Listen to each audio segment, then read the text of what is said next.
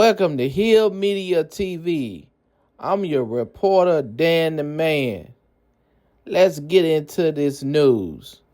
Don't forget to like, comment, and subscribe.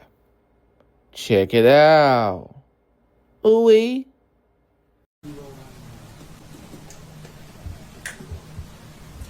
Good morning. I'm Joe McNally, the acting United States Attorney here in Los Angeles. Today, we're here to announce federal criminal charges against Eugene Henley Jr., a career criminal known as Big U, who used his contacts and leadership role in the Crips criminal street gang, the entertainment industry, and a youth charity to further his own criminal enterprise, an enterprise that engaged in murder, extortion, robbery, human trafficking, COVID fraud, and other felonies. Mr. Henley and several other individuals linked to him and his criminal enterprise were charged in a criminal complaint with federal racketeering conspiracy. Mr. Henley is a fugitive, and he is currently wanted by federal law enforcement. Other individuals linked to his criminal enterprise were arrested today, approximately 10 defendants who are charged in various indictments. Again, Mr. Henley is a fugitive. 4 defendants are in state custody and will be transferred into federal custody, and we are still seeking Mr. Henley and another fugitive. The Department of Justice's top priority is eliminating violent crime caused by criminal street gangs and organized crime. These organizations cause a tremendous amount of harm in our communities, and today's arrests are part of our office's efforts, FBI, IRS, LAPD, the team you see up here, to make our community safer and rid our streets of these criminal street gangs, including ones operated by violent felons like Mr. Henley, who are posing as savvy businessmen and community leaders, but in the end are violent criminals. The affidavit filed with the criminal complaint alleges that Mr. Henley operated Big U Enterprises, a mafia-like organization that utilized Mr. Henley's stature and long-standing association with the Crips criminal street gang and other gangs here in Los Angeles to intimidate businesses and individuals in our communities. I want to stress that the allegations here in the complaint are allegations only, and the defendants are presumed innocent until proven otherwise. Let me talk a little bit about Mr. Henley and the street gang here. As I said, Mr. Henley is a widely known leader within the Rollin 60s. He rose to prominence in that gang decades ago, and he has since been a fixture on the internet, talk shows, and podcasts, all things that law enforcement have looked at closely as part of this investigation.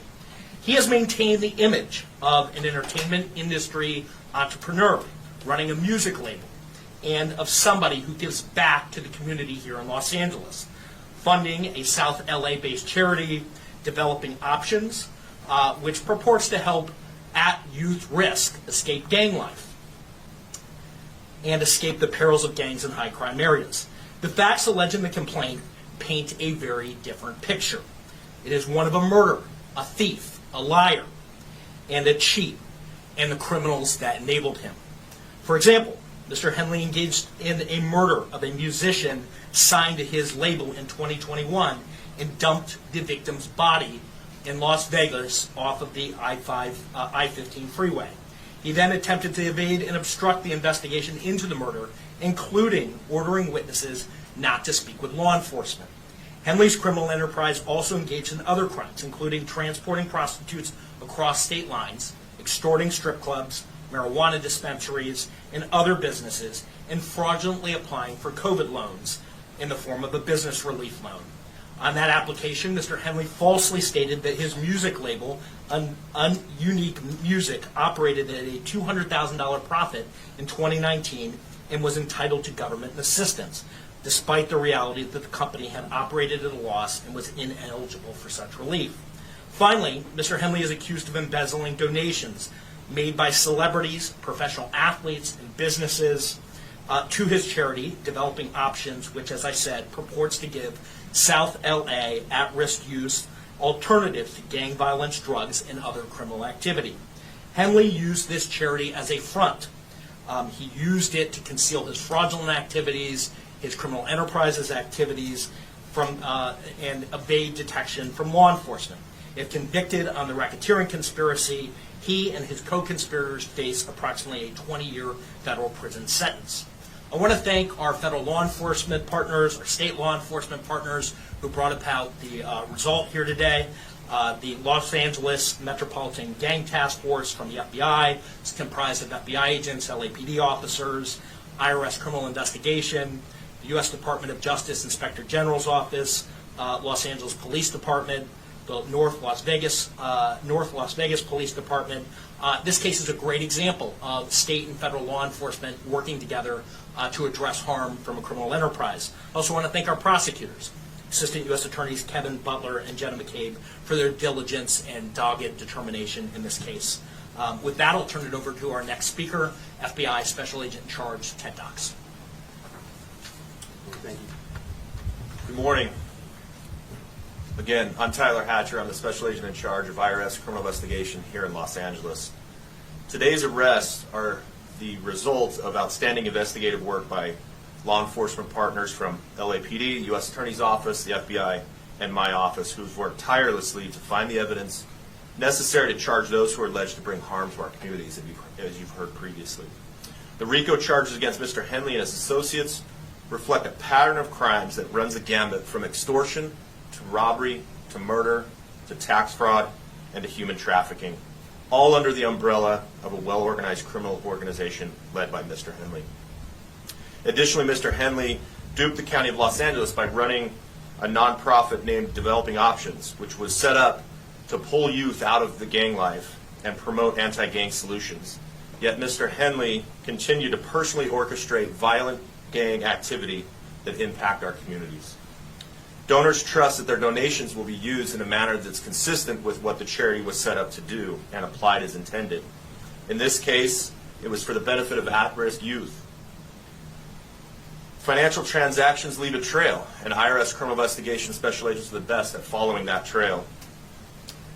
The trails led to allegedly lead to Mr. Henley's personal bank account, and the money trail doesn't lie. Organized crime victimizes our Los Angeles communities far too frequently, but the arrests made today demonstrate our commitment to making Los Angeles safer for everyone impacted by these criminal enterprises.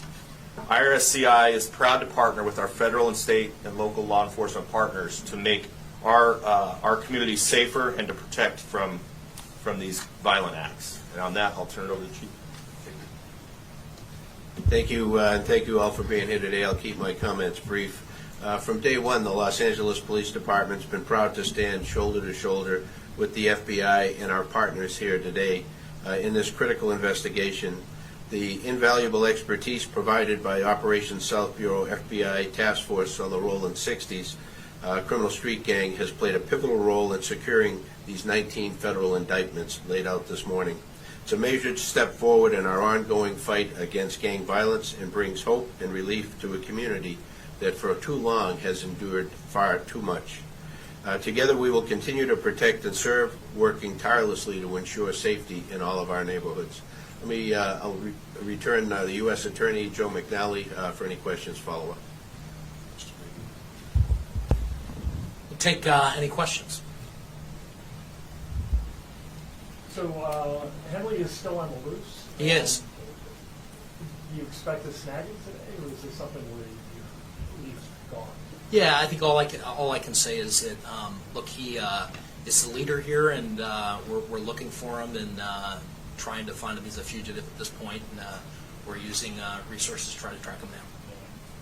And how about the other arrests made? The arrests were made this morning, early this morning. And that's of the more than this whole group here that's in custody, or? So there are a number of arrests, I think roughly 10 this morning, and then there are other individuals who were in state custody that are being transferred into federal custody. But approximately 10 arrests were made this morning. I think you mentioned it earlier, but what kind of penalties or time are you going to?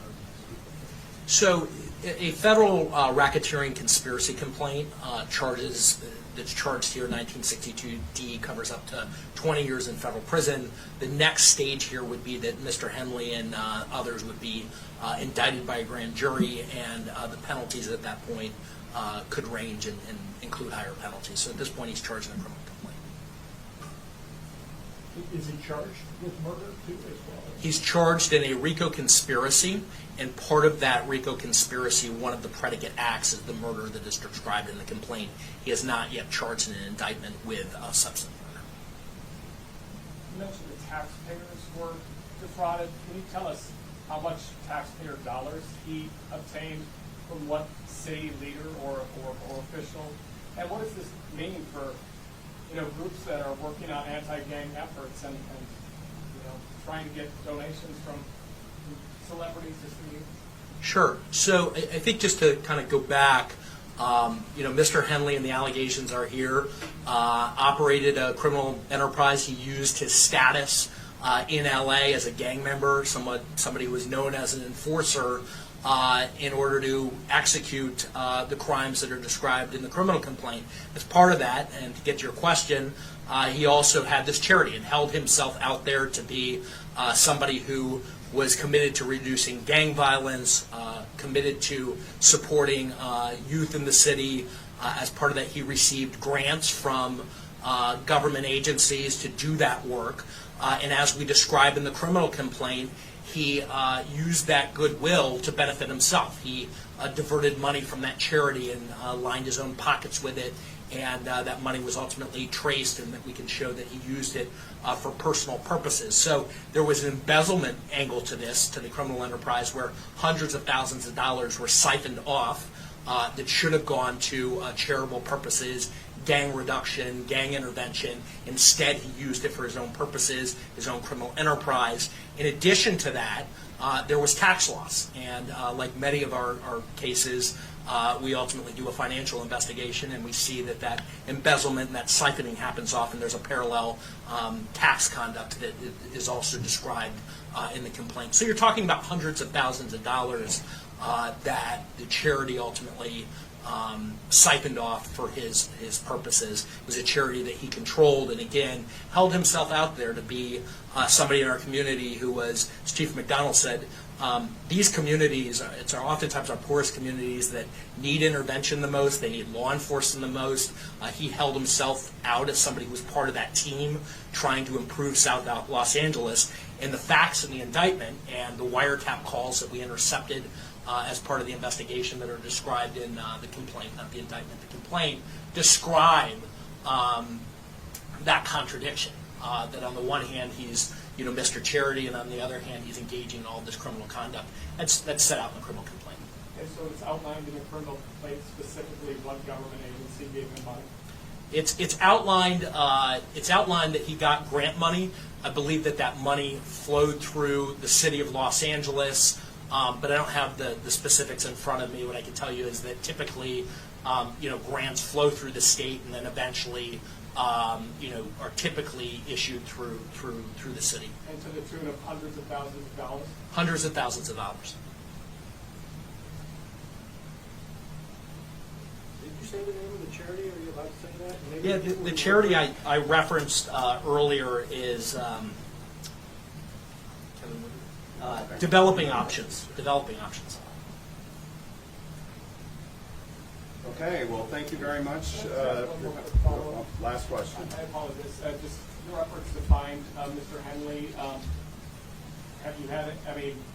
Do you have any idea about his potential whereabouts or any more that you can tell us on? No, other than he's a fugitive, and he's being sought by law enforcement. And we're obviously looking for him as we would any fugitive who's engaged in the type of conduct that's alleged here. Believed to be in Southern California, no idea. We believe that he may be in Southern California, and for that reason we're providing his picture and encourage anybody to contact the FBI who knows his whereabouts.